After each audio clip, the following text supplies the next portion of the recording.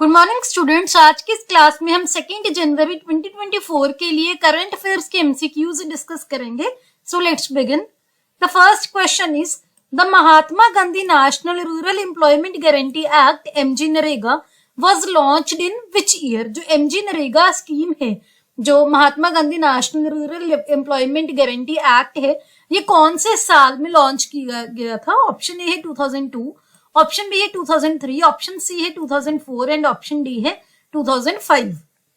यहाँ पर आप इस क्वेश्चन का सोर्स देख सकते हैं। ये क्वेश्चन मैंने क्यों डाला है, क्योंकि रिसेंटली एक न्यूज आई है कि जो एमजी नरेगा वर्कर्स हैं उनकी जो पेमेंट है वो आधार लिंक्ड पे उनके लिए कंपलसरी कर दिया गया है, मैंडेटरी कर दिया गया है।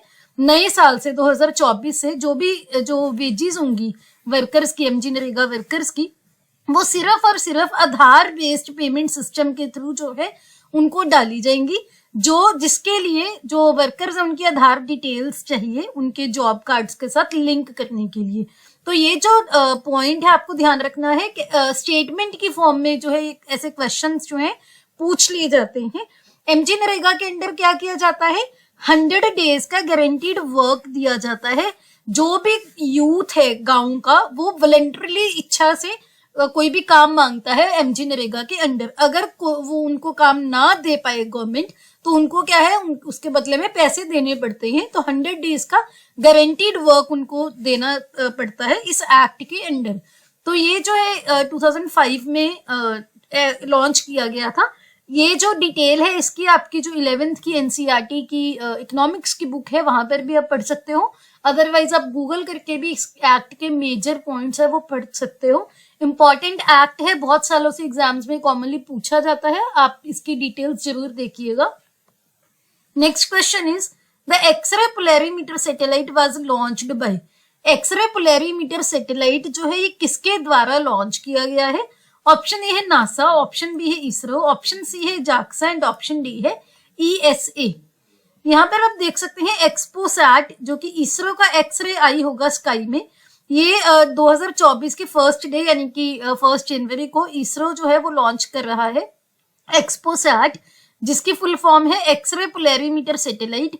ये जब लॉन्च हो गया तो ये सैटेलाइट एक्सरेज जो है वो स्टडी करेगा एक फिनोमिना के थ्रू स्पेस में, और उनकी जो पोलराइजेशन है अर्थ ऑर्बिट में वो चीजें स्टडी करेगा। एक्सरेज जो है इलेक्ट्रोमैग्नेटिक रेडिएशंस हैं जिनकी वेवलेंथ 0.01 से 10 नैनोमीटर्स के बीच में लाई करती हैं। इसके अलावा इलेक्ट्रोमैग्नेटिक रेडिएशंस क्या होती हैं? इलेक्ट्रिक फील्ड के थ्रू ये जो क्रिएट होती हैं। मैग्नेटिक फील्ड वाइब्रेटिंग जो है, मैग्नेटिक फील्ड उनके जो एक दूसरे के परपेंडिकुलर 90 डिग्री पे जो है वाइब्रेट करती हैं। पोलराइजेशन जो है इलेक्ट्रोमैग्नेटिक रेडिएशन की, उसका क्या मतलब होता है कि जो दो फील्ड होते हैं उसकी ओरिएंटेशन क्या है वो चीज स्टडी की जाती है जब रेडिएशन स्पेस के थ्रू मूव करती हैं। तो ये जो है एक्सपोसैट यही करेगा, स्पेस में एक्सरेज को यूज करके फिनोमिना को स्टडी करेगा। एक्सपो सैटेलाइट के 2 पेलोड्स होंगे इस मेजरमेंट्स के लिए। एक तो होगा पॉलिक्स जो कि एक्सरे को 8 to 30 kilo electric volt energy वाले उसमें जो है स्टडी करेगा, जो कि 40 एस्ट्रोनॉमिकल सोर्सेज जो है 5 सालों में एमिट करेंगे। दूसरा है एक्सपेक्ट ये क्या करेगा? एक्सरेज को स्टडी करेगा 0.8 to 15 किलो इलेक्ट्रिक वोल्ट वाले उसमें रेंज में, और ये जो कंटिन्यूस एक्सरे एमिशन है उसको, उसमें जो भी चेंजेस है उसको ट्रैक करेगा। तो ये चीजें आपको ध्यान रखनी है। एक्सरेज जो है इनको जो भी ये एक्सरेज प्रोड्यूस करेगा उसको स्टडी करके ये चीज देखी जाएगी साइंटिस्ट के द्वारा कि जो मैग्नेटिक फील्ड है वो किस डायरेक्शन में पॉइंट होता है, कैसे ट्रैक करते हैं, सारी चीजें इसमें देखी जाएंगी। इसका आंसर है option B, that is ISRO. Important question है। Next question is which country is the largest producer of steel.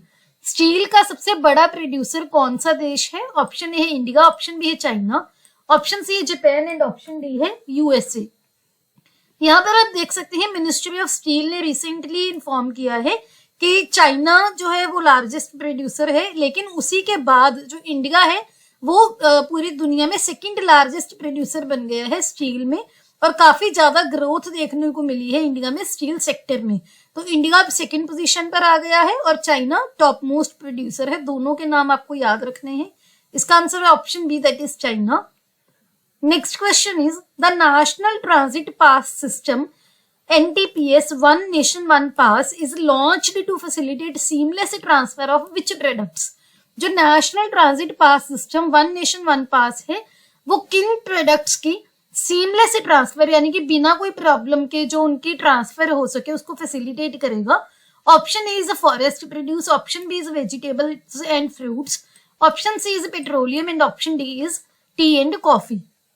यहाँ पर आप देख सकते हैं recently union environment minister Bhupender Yadav ने NTPS जो है नेशनल ट्रांजिट पास सिस्टम वो लॉन्च किया है। टिम्बर, बेम्बू और बाकी के जो फॉरेस्ट प्रोड्यूस है उनकी ट्रांसपोर्टेशन में कोई दिक्कत ना आए, सीमलेस ट्रांसपोर्टेशन को फैसिलिटेट करने के लिए NTPS जो है ये ट्रांजिट परमिट्स हैं जो टिम्बर, बेम्बू और बाकी माइनर फॉरेस्ट प्रोड्यूस के लिए उसकी इशू करेगा। उनके जो परमिट्स हैं उनके लिए वो परमिट लेने के लिए फिजिकली किसी भी फॉरेस्ट ऑफिस में नहीं जाना पड़ेगा, क्योंकि ये जो परमिट है ऑनलाइन ही इशू हो जाया करेंगे। एक कॉमन परमिट जो है वो पूरे इंडिया को कवर करेगा टिम्बर, बेम्बू और बाकी के माइनर फॉरेस्ट प्रोड्यूस के ट्रांजिट के लिए। तो इसका आंसर है option A, that is forest produce. Next question is the top goal scorer in world football in 2023 is. 2023 में वर्ल्ड फुटबॉल में सबसे ज्यादा जो गोल स्कोर करने वाला इंसान प्लेयर कौन सा है? ऑप्शन ए है लियोन मेसी, ऑप्शन बी है क्रिस्टियानो रोनाल्डो, ऑप्शन सी है काइलियन मबाप्पे एंड ऑप्शन डी है हैरी केन। यहाँ पर आप देख सकते हैं इस क्वेश्चन का सोर्स क्रिस्टियानो रोनाल्डो, जिनकी आप पिक्चर भी देख सकते हैं, ये टॉप गोल स्कोरर बने हैं वर्ल्ड फुटबॉल में 2023 में। 5 बार बैलन डियोर विनर भी रहे हैं ये, और पोर्टुगल के लिए इन्होंने 54 गोल्स जो है पोर्टुगल और अल नसर के लिए स्कोर किए हैं। इनके बाद सेकंड नंबर पर है हैरी केन, जिनके 52 गोल्स हैं इंग्लैंड के लिए और बेयरन के म्यूनिक के लिए। इसके बाद है काइलियन मबाप्पे थर्ड पर हैं, जो कि फ्रेंच प्लेयर हैं। तो ये तीनों के नाम आपको ध्यान रखने हैं। इसका आंसर है option B, that is Cristiano Ronaldo. Next question is which of the following does not border Red Sea. कौन इनमें से कौन सा देश जो है जिसका बॉर्डर रेड सी के साथ नहीं लगता है, नहीं पूछा गया है। ऑप्शन ए है सऊदी अरेबिया, ऑप्शन बी है यमन, ऑप्शन सी है ईरान एंड ऑप्शन डी है इजिप्ट। यहाँ पर आप देख सकते हैं इस क्वेश्चन का सोर्स। सो रेड सी जो है न्यूज में मेंशन था, क्योंकि वहां पर क्या है जो हाउदी रिबेल्स हैं उन पर शूटिंग की गई है यूएसए के द्वारा। एक कंटेनर शिप में अटैक किया गया है जो हाउथी रिबेल्स के द्वारा, उसके बाद यूएसए ने शूटिंग की है, तो रेड सी न्यूज में था।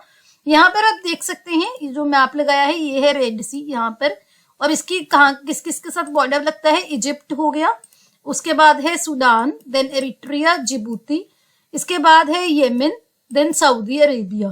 तो ये आपको ध्यान रखने हैं। इसमें से कौन सा नहीं है? ईरान। क्यों? क्योंकि ईरान ये रहा, आप यहाँ पर देख सकते हैं उसका जो बॉर्डर है वो रेड सी के साथ नहीं शेयर होता है, तो नहीं पूछा गया था आपसे। Next question is who will head the 16th finance commission. 16th finance commission जो है इसके हेड कौन बनेंगे? Option A is Arvind Panagariya, option B is JM Shelat, option C is YV Reddy and option D is KC Pant. यहाँ पर आप इसका भी सोर्स देख सकते हैं। सो गवर्नमेंट ने recently former NITI Aayog vice chairman Arvind पनागरिया को 16th फाइनेंस कमीशन के चेयरमैन जो है अपॉइंट किया है, जो कि tax revenue sharing formula recommend करेंगे सेंटर और स्टेट्स के लिए 5 सालों के पीरियड के लिए, जो कि 2026 से स्टार्ट हो जाएगा। तो ये आपको ध्यान रखना है। ये फॉर्मर नीति आयोग के जो वाइस चेयरमैन भी रहे हैं। इसके अलावा आपको जो फाइनेंस कमीशन के स्टैटिक पॉइंट है कि फाइनेंस कमीशन जो है कौन से आर्टिकल के अंडर जो कॉन्स्टिट्यूट किया जाता है, कॉन्स्टिट्यूशनल बॉडी है, नॉन कॉन्स्टिट्यूशनल बॉडी है, जो इसके चेयरमैन है, मेंबर्स हैं, कौन इसको जो है अपॉइंट करता है, हर चीज आपको पता होनी चाहिए। वो आपको अगर पता है tell me in the comment section, नहीं पता है तो उसको आपने पढ़ना है, ये आपका होमवर्क है। तो इसका आंसर है option A, that is Arvind Panagariya. Next question is the Mulla Periyar dam is located in which state in India. Mulla Periyar dam जो है भारत के कौन से राज्य में है? ऑप्शन ए है महाराष्ट्र, ऑप्शन बी है गुजरात, ऑप्शन सी है तमिलनाडु एंड ऑप्शन डी है केरला। यहाँ पर आप देख सकते हैं इसका सोर्स केरला में renew campaign for new Mullaperiyar dam.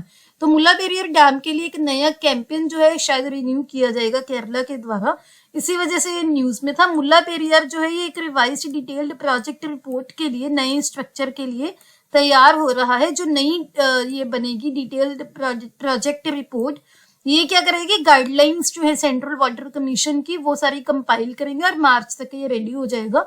तो इसी वजह से ये डैम मेंशन्ड थी न्यूज में, तो ये क्वेश्चन यहाँ पर इंक्लूड किया गया है। तो यहाँ पर सॉरी इसका मैं स्लाइड लगाना भूल गई, इसका आंसर है option D, that is Kerala. ये हमारे सोशल मीडिया के यूजर नेम है, इनके लिंक आपको डिस्क्रिप्शन में मिल जाएंगे, आप हमें यहाँ पर ज्वाइन कर सकते हैं। अगर आपको ये वीडियो अच्छी लगी हो please hit the like button, अपने दोस्तों के साथ वीडियो को शेयर कीजिए। Don't forget to subscribe to my channel. See you tomorrow at 8 o'clock। Have a nice day.